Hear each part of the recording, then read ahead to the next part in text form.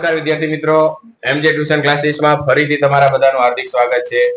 આજે આપણે ધોરણ 12 અને આંકડાશાસ્ત્ર વિષય એનું ચેપ્ટર નંબર 1 સૂચકાંક એનો ઉદાહરણ નંબર 14 વિશે આજે આપણે ચર્ચા કરવાના છીએ. આની પહેલાના વિડીયોની અંદર આપણે ઉદાહરણ નંબર 13 વિશે ચર્ચા કરી ચૂક્યા છીએ. જો એ વિડીયો તમે ના જોયો હોય તો પહેલા વિડીયો જોઈ લેજો, એની લિંક હું તમને ડિસ્ક્રિપ્શનની અંદર આપી દઈશ. તો હવે સ્ટાર્ટ કરીએ ઉદાહરણ નંબર 14, જે આપણા માટે મોસ્ટ આઈએમપી છે, જે બોર્ડની એક્ઝામમાં પૂછાય છે. તો ઉદાહરણ નંબર 14 માં આપણને શું કીધું છે કે નીચે આપેલી માહિતી પરથી વર્ષ 2015 માટે આદર્શ સૂચાંક ગણો. આદર્શ સૂચાંક કીધું હોય તો આપણે ફિશરનો સૂચાંક મેળવવાનો છે ડાયરેક્ટ. તો એની અંદર આપણને શું આપેલું છે? વસ્તુમાં આપણને શું શું આપેલું છે? A, B અને C. હવે એમાં આધાર વર્ષ 2014 માટે ભાવ અને જથ્થો આપેલો છે. આધાર વર્ષનું કીધું એટલે સમજી લેવાનું આપણને શું આપેલું છે? P0 અને Q0. ભાવ અને જથ્થો 2014 નું કીધું છે, તો અહીંયા આપણે લખશું P0 અને બાજુમાં Q0. 2014 નું આપેલું છે 16 ભાવ, પછી 20 અને 32, પછી જથ્થો આપેલો 2014 નો 10, 9 અને 16. હવે 2015 નો આપણને ભાવ અને જથ્થો આપેલો છે, તે આપણા માટે શું ગણાશે? ચાલુ વર્ષ. તો ચાલુ વર્ષનો જથ્થો અને ભાવ આપેલો એટલે એને શું કહેવાય? P1 અને Q1. રેડી? એમાં આપણને 20, 24 અને 40 આપેલા છે. જથ્થામાં 11, 9, 17. હવે આપણે દાખલાની શરૂઆત કરીએ. હવે આપણે શું કરશું? પહેલા તો દાખલાની શરૂઆત કરશું એ પહેલા તો આપણે સૂત્ર મૂકવાનું ફરજિયાત. કોઈ પણ દાખલાની શરૂઆત કરતા પહેલા તમારે શું કરી દેવાનું? પહેલા સૂત્ર મૂકી દેવાનું. અહીંયા આપણને શું કીધું? આદર્શ સૂચાંક. એટલે પહેલા શેનું સૂત્ર મૂકશું આપણે? ફિશરનું ડાયરેક્ટ. તો કયું સૂત્ર આવશે? આપણે સિગ્મા P1 Q0 છેદમાં સિગ્મા P0 Q0 ગુણ્યા સિગ્મા P1 Q1 છેદમાં સિગ્મા P0 Q1, અને અહીંયા આપણે ગુણ્યા શું કરશું? 100. આ આદર્શ સૂત્ર થયું. બરાબર? જો તમને લાસ્ટ યર પાસે મેળવવાનું કીધું હોય, પછી ફિશર કીધું હોય, તો તમારે ઓનું સૂત્ર IL ગુણ્યા IP વાળું સૂત્ર યુઝ કરવાનું. આદર્શ આપણને સૂચાંક મેળવવાનું કીધું હોય તો તમારે આ સૂત્ર યુઝ કરવાનું. સમજાય છે? ડાયરેક્ટ એનો સૂચાંક મેળવવાનો? ફિશરનો. અહીંયા આપણને કીધું છે કે આદર્શ સૂચાંક ગણો, તો તમારે લાસ્ટ યર ફિશરનો ગણવાની જરૂર નથી, આમાં આવી જાય ઓલરેડી. સમજાય છે? તો હવે આપણે અહીંયા મૂકશું P1 Q0, પછી P0 Q0, P1 Q1 અને P0 Q1. હવે આનો આપણે શું કરવાનો છે? ગુણાકાર P1 અને Q0 નો. તો અહીંયા P1 આપેલા છે અને અહીંયા શું આપેલા છે? Q0. એટલે કે 20 ગુણ્યા શું કરશું આપણે? 10, એટલે કેટલા આવશે? 200. પછી 9 ગુણ્યા આપણે કેટલા કરશું? 24. તો 24 ગુણ્યા કેટલા કરશું? તો 216. પછી 16 ગુણ્યા શું કરશું આપણે? 40. 640. હવે આનો ટોટલ કેટલો થશે? 1,1056. હવે એવી જ રીતના તમારે આ બંનેનો ગુણાકાર, પહેલાનો શું આવશે? P0 અને Q0 નો ગુણાકાર એટલે 160. પછી 9 દુ 18 એટલે 180, અને અહીંયા 512. ટોટલ કેટલો થશે? 852. રેડી? હવે P1 અને Q1 નો ગુણાકાર કરવાનો છે, એટલે કેટલા થશે? અહીંયા 220, પછી 216, 680. ટોટલ કેટલો થશે? હવે આપણે P0 અને Q1 નો ગુણાકાર, એટલે કે આનો અને આનો ગુણાકાર કરવાનો. તો 16 ગુણ્યા આપણે કેટલા કરવાના? 11. મિસ્ટેક ના થવી જોઈએ ગુણાકારમાં, એટલે આખો દાખલો ખોટો આવે છે. તો 16 ગુણ્યા કેટલા કરશું આપણે? 11, એટલે કેટલા આવશે? 176. પછી 20 ગુણ્યા કેટલા કરશું આપણે? 9, એટલે 180. પછી 32 ગુણ્યા કેટલા કરશું આપણે? 17, તો 544, 900. તો અહીંયા આપણે ગુણાકાર કરી ચૂક્યા. હવે આપણે શું કરશું? ખાલી સૂત્રની અંદર એની રકમ મૂકવાની છે. તો સિગ્મા P1 Q0 કેટલા મળ્યા આપણને? 1056 અને છેદમાં P0 Q0 કેટલા મળ્યા છે આપણને? 852 ગુણ્યા 1116 અને છેદમાં 900 અને ગુણ્યા કેટલા કરશું આપણે? 100. હવે આ બંનેનું પેલા તો ભાગાકાર કરી નાખો. 1056 ભાગ્યા કેટલા કરવાના? 852 કેટલા મળે છે? 4 આંકડા લેવાના પોઈન્ટ પછી 1.2394 ગુણ્યા 1.24 અને એને ગુણ્યા કેટલા કરવાના? 100. હવે સાઈડમાં જોઈએ આપણે તો આ બંનેનો ગુણાકાર કરો. કેટલો આવે છે? 1. હવે એનું વર્ગમૂળ કાઢવા અને ગુણ્યા 100 કરો. વર્ગમૂળ કાઢીને ગુણ્યા 100 123.97. આ તો આપણો ઉદાહરણ નંબર 14 જે આપણા માટે મોસ્ટ આઈએમપી છે. હવે આની અંદર તમને ખબર ના પડી હોય તો મને જણાવી શકો છો. કોઈને કઈ પ્રશ્ન છે આમાં? કઈ કરવાનું નથી, ખાલી સૂત્ર આવડવું જોઈએ અને એનો ગુણાકાર વ્યવસ્થિત કરો એટલે દાખલા ઈઝી જ છે, બીજું કઈ નથી. અને આ ટાઈપના દાખલા બોર્ડની અંદર મોસ્ટ ઓફ પૂછાય છે. 5 માર્કનો હોય યાદ રાખો. કેટલા માર્કનો? 5 માર્કનો. તો મહેરબાની કરીને માર્ક અપાવવા જોઈએ નહીં. લખી નાખો બધા. હવે આપણે ઉદાહરણ નંબર 15 ઉપર ચર્ચા કરીએ. તો એની અંદર શું કીધું છે આપણને કે 5 ભિન્ન વસ્તુઓના વપરાશ અને કુલ ખર્ચ વિશે નીચે આપેલી માહિતી પરથી વર્ષ 2014 ને આધાર વર્ષ તરીકે લઈ વર્ષ 2015 માટે ફિશરનો સૂચાંક ગણો. અહીંયા આપણને ડાયરેક્ટ શેનો સૂચાંક મેળવવાનો કીધો છે? ફિશરનો. તો આની જે 14મા ઉદાહરણની અંદર જે રીતના ગણ્યું હતું એ જ રીતના સૂત્ર મૂકવાનું છે અને એ જ રીતના દાખલો ગણવાનો છે. અહીંયા આપણને ડાયરેક્ટ શું કીધું છે કે વર્ષ 2014 ને આધાર વર્ષ તરીકે લેવાનું છે અને 2015 માટે શું કીધું છે?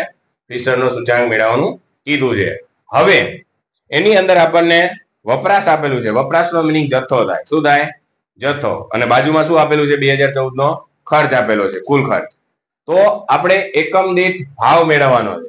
એટલે કે અહીંયા તમને કિંમત આપેલી નથી, એટલે કે P0 આપેલા નથી કે P1 નથી આપેલા, Q0 અને Q1 આપેલા છે. બરાબર? એટલે કે જથ્થો આપેલો છે પણ ભાવ આપેલો નથી. હવે વસ્તુ આપેલી છે આપણને A B C D. ઉદાહરણ નંબર આપણે અહીંયા 15. તો A B C D E F છે નથી. હવે અહીંયા જથ્થો આપેલો છે તો જથ્થો એમને એમ લખી નાખવાનો, એમાં કોઈ ચેન્જ કરવાનું નહીં. જથ્થો આપણને કયા વર્ષનો આપેલો છે? 2014 નો, જે આધાર વર્ષનો કીધો છે. એટલા માટે અહીંયા શું લખશું આપણે? Q0. તો કેટલા આપેલા છે? 50, 120, 30, 20 અને 5. રેડી? હવે બાજુમાં તમને શું આપેલું છે? કુલ ખર્ચ આપેલો છે. તો મેં હમણાં સૂત્ર લખાયું તમને કે ભાવ મેળવવા માટે સૂત્ર શું છે કે કુલ ખર્ચના છેદમાં જથ્થો એટલે કે વપરાશ. બરાબર? તો તમારે શું કરવાનું છે? કુલ ખર્ચ કેટલો આપેલો છે? 2500 આપેલો છે. 2500 ભાગ્યા કેટલા કરવાના? 50. એટલે તમને શું મળશે? P0. તો કરો તો કેટલા આવે છે? 2500 ભાગ્યા 50 કરો તો કેટલા આવશે? 50 આયા. પછી 600 ભાગ્યા 120 કરો 5. પછી 330 ભાગ્યા 30 કરો 11 અને 360 ભાગ્યા આપણે 20 કરશું એટલે 18 અને 40 ભાગ્યા આપણે 5 કરશું એટલે 8. ખબર પડી કે કુલ ખર્ચ આપેલો હોય અને જથ્થો આપેલો હોય તો કુલ ખર્ચને કેના વડે ભાગી નાખવાના? જથ્થા વડે. એટલે કે વપરાશ આપેલું તો વપરાશ અને જથ્થો લખેલો તો જથ્થો. તો આ જ રીતના હવે તમારે શું કરવાનું છે? ચાલુ વર્ષમાં કરવાનું છે. હવે તમને ચાલુ વર્ષનો જથ્થો આપેલો છે 2015 નો. કેટલો આપેલો છે?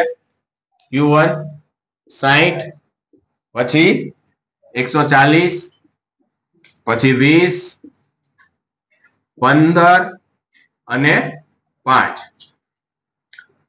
તો આ તમને ચાલુ વર્ષનો જથ્થો આપેલો છે પણ ચાલુ વર્ષનો ભાવ આપેલો નથી. અહીંયા શું આપેલું છે? તમને કુલ ખર્ચ આપેલો છે. તો એને મેળવવા માટે જે રીતના આપણે અહીંયા આધાર વર્ષમાં કર્યું હતું એ જ વસ્તુ અહીંયા P1 માં કરવાનું છે. કે કુલ વપરાશ કેટલો આપેલો છે 4200 ભાગ્યા કેટલા કરવાના 60 એટલે કેટલા મળશે 70.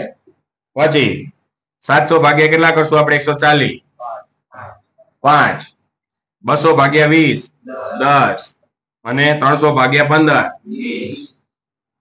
20 20 પછી 50 ભાગ્યા આપણે કેટલા કરશું 5 એટલે કેટલા મળશે 10. હવે જો તો આપણને ચારે ચાર વસ્તુ મળી ગઈ. ચાલુ વર્ષનો ભાવ, આધાર વર્ષનો ભાવ અને ચાલુ વર્ષનો જથ્થો અને આધાર વર્ષનો જથ્થો. હવે આપણે ફક્ત શું કરવાનું છે સૂત્ર મૂકવાનું ફીસરનું અને દાખલો ગણવાનો છે. બરાબર.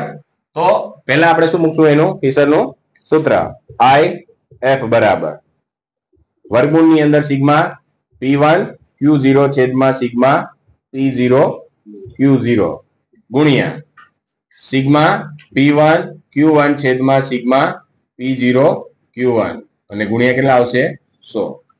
આ સૂત્ર છે. હવે ઉપર જે લખેલું છે એ બધી જ વસ્તુ અહીં લખવાની છે. નીચે લખેલી બાજુમાં લખી નાખવાની. તો અહીંયા આપણે P1 Q0 પછી P0 Q0 પછી P1 Q1 અને P0 Q1 રેડી. હવે આપણે શું કરશું ગુણાકાર. P1 Q0 નો ગુણાકાર એટલે કે 70 ગુણ્યા કેટલા કરશું આપણે 50 કેટલા આવશે 300 કે 3500 3500. પછી 120 ગુણ્યા કેટલા કરશું આપણે 5 600. પછી 300 ગુણ્યા 10 સોરી 30 ગુણ્યા 10 એટલે કેટલા આવશે 300. 20 ગુણ્યા 20 એટલે કેટલા આવશે 400. 5 ગુણ્યા 10 એટલે 50. રેડી. આપણે P0 અને Q0 નો ગુણાકાર કરશું. તો આ બંનેનો ગુણાકાર 50 ગુણ્યા 50 એટલે કેટલા મળશે આપણને 2500. પછી 120 ગુણ્યા કેટલા કરશું 5 એટલે કેટલા મળશે 600. પછી 30 ગુણ્યા કેટલા કરશું આપણે 11. પછી 20 ગુણ્યા કેટલા કરશું 18. 5 ગુણ્યા 8 40. રેડી. હવે આપણે P1 અને Q1 નો ગુણાકાર કરશું. તો આ બંનેનો ગુણાકાર કરશું આપણે તો કેટલા આવશે 4200.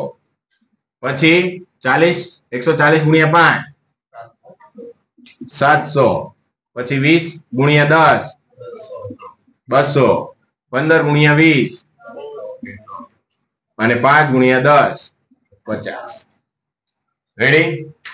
હવે આપણે P0 અને Q1 નો ગુણાકાર કરવાનો છે. તો આનો અને આનો બંનેનો ગુણાકાર એટલે કે 50 ગુણ્યા કેટલા કરવાના 60 3000. પછી 5 ગુણ્યા કેટલા કરશું 140 700. પછી 11 ગુણ્યા 20 220 સોરી અહીંયા 220 આવશે 270 અને અહીંયા 40. અહીંયા તમને એમ લાગતું બધાનો ગુણાકાર એક સરખા જેવો જ આવે મોસ્ટ ઓફ પણ આપણે કરવાનો છે એમાં મૂંઝવણની બધાનો સાચો જ છે ગુણાકાર. હવે આનો ટોટલ માર્કસ કેટલો થશે 4850 અને આનો ટોટલ કેટલો આવે છે 3830. આનો 5450 અને અહીંયા 4230. હવે આપણે અહીંયા બધાનો ટોટલ મારી દીધો છે. હવે આપણે અહીંયા સૂત્રમાં મૂકશું તો કેટલા આવશે 4850 છેદમાં કેટલા કરશું આપણે 3830 ગુણ્યા 5450 છેદમાં 4230 અને ગુણ્યા કેટલા કરશું 100. હવે આ બંનેનો ભાગાકાર કરો તો કેટલા આવે છે 1.2623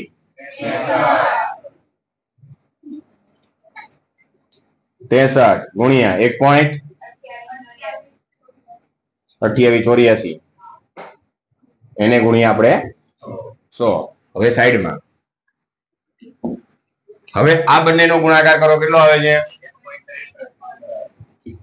1.6315 હવે એનું વર્ગમૂળ કાઢો ને ગુણ્યા 100 કરો, કેટલો આવે છે? IF બરાબર 173. આ હતું આપણું ઉદાહરણ નંબર 15. ખબર પડી? ચોટ. ઓકે, હવે આપણે ઉદાહરણ નંબર 16 વિશે આગળના વિડીયોની અંદર ચર્ચા કરશું. ઓકે.